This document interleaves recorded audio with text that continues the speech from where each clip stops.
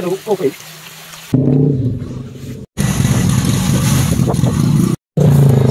Dito na kami sa Gandara guys, and further date na ngayon ng hapon. So mabibili na kami ng mga kailangan namin dun sa bahay.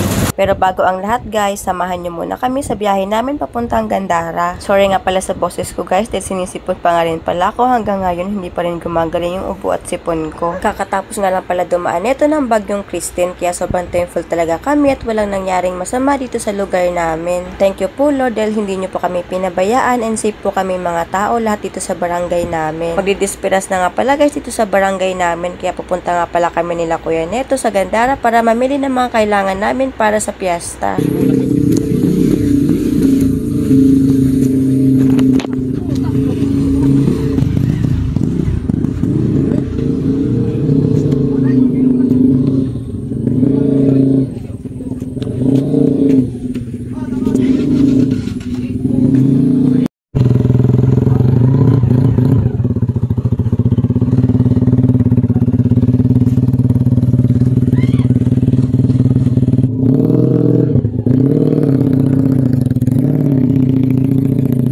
Nalukat na.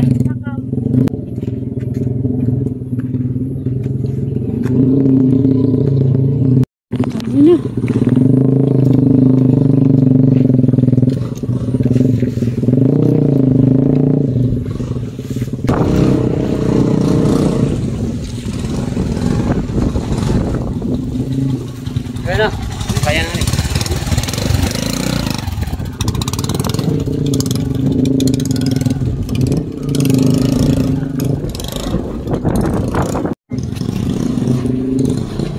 Ito na yung latayan na ginawa nila kuya guys. So ito yung ginawa nila nung nagpinta kasi sila. Dahil sa hirap nga ng daanan. So kahit paano medyo nagbababa yung hirap ng daanan dito kasi nilagyan nila ng mga kahoy.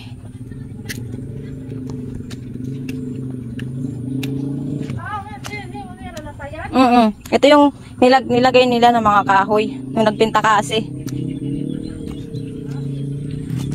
Para hindi mahirapan makadaan yung mga habal-habal. Grabe yung mga tanim dito guys, o yung mga palay. Mga natumba nang dahil sa bagyong Christine. Kawawa naman. Yung mga hanap buhay ng mga tao. Ote, may senyorita. Cute ng bunga, liit.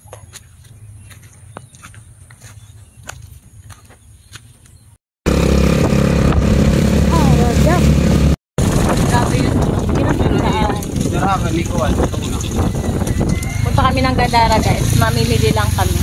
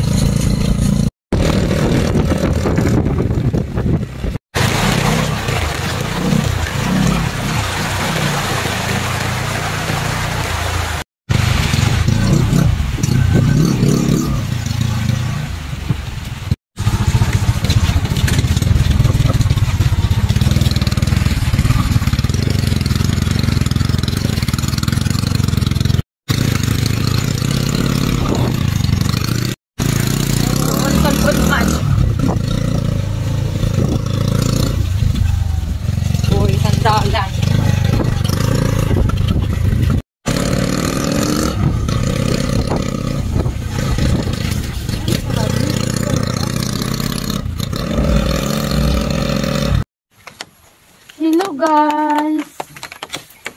Delikado ito na ulit ang hirap. Hirap kami sa daan.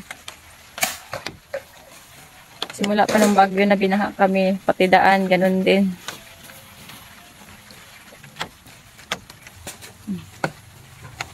Nakaharang yung mga nabaling sanga guys, kaya tinatanggal ni kuya kasi baka makadisgrasya sa mga habal-habal na dadaan. Hi! Saan kayo pupunta? Inaalis ni kuya yung mga nakaharang na mga sanga. dito sa daanan. Sipag talaga ni Kuya. Tinanggal pa yung mga nakaharang na sanga dyan sa daanan. Ubusin mo talaga yan niya tanggalin. Ito pala sa guys, papuntang Gandara. So naka-short lang kami and nakaganto dahil maputik nga. Ayoko magpantalon or mag-jogger.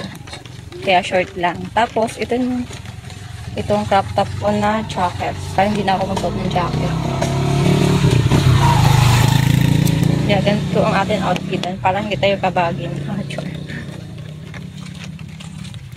Tapos chinelas.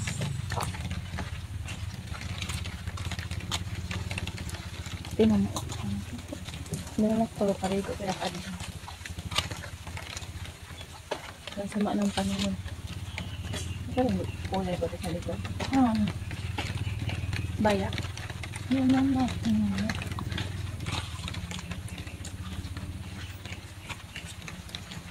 Ayan na si Kuya guys, pabalik na. Natanggal niya na yung nakaharang sa daanan.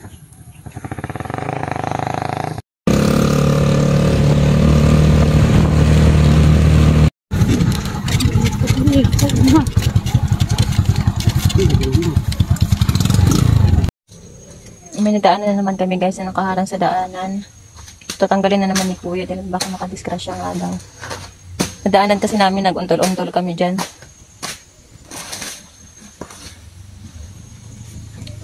So tambay na naman kami ni Ate Vanessa dito.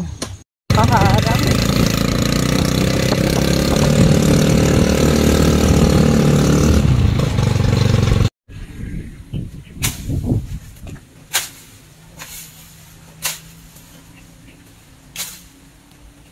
Kuha nagpinta kasi si Kuya mag-usa. Pinanharas.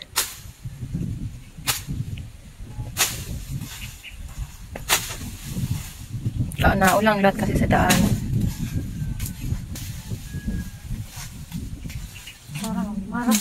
Nangatumba man daw yung mga saging. Grabe. Lakas ng bagyo. Signal number 1 dan, bagyohan no? Pero kakusog.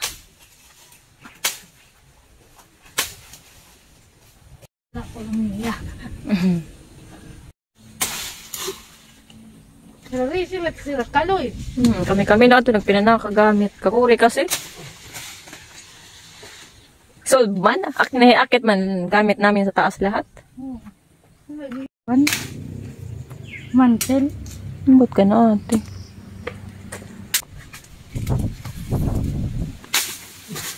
Ulit.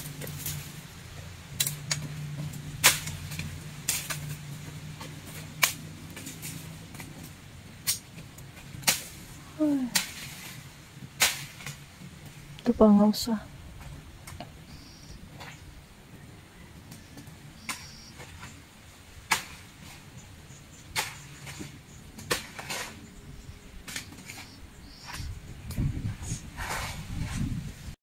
Napi daw kasi butan. Dito lang sa sini. Oh, ito din pagkuha.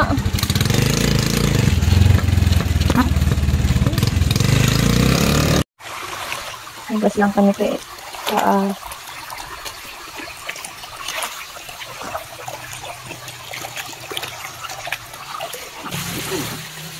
Pero okay. Okay, kung buhay pa rin. Bagaimana kung yan? may ilalansain. Ano pa mo? Buhay pa rin. Bakay.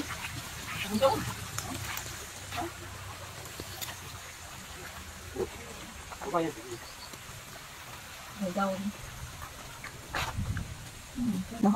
Naano man na ito. Malapit na kami Gandara guys. And malinis na rin yung mga paa namin. Para pagdating ng Gandara, din na kami lapakon. Sinakaya naman doon. Pagdating ng Gandara, maputik.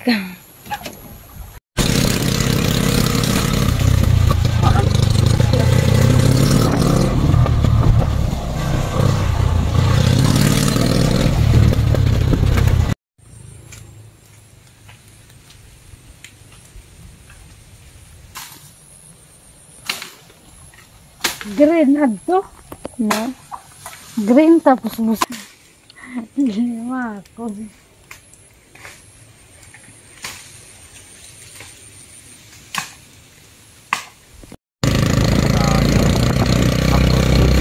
Humpay yung mga humpay.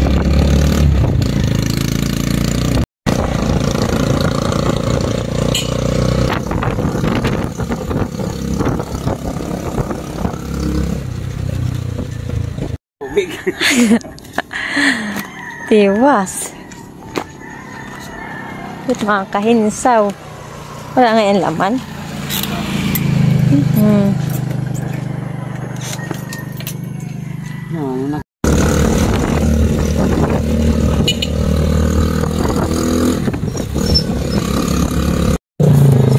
Dito na kami sa Gandara guys, and 4:38 na ngayon ng hapon. So mamimili na kami ng mga kailangan namin dun sa bahay. Yung ipatan na. Ang malawakan. Kaya na sila. Symbolites.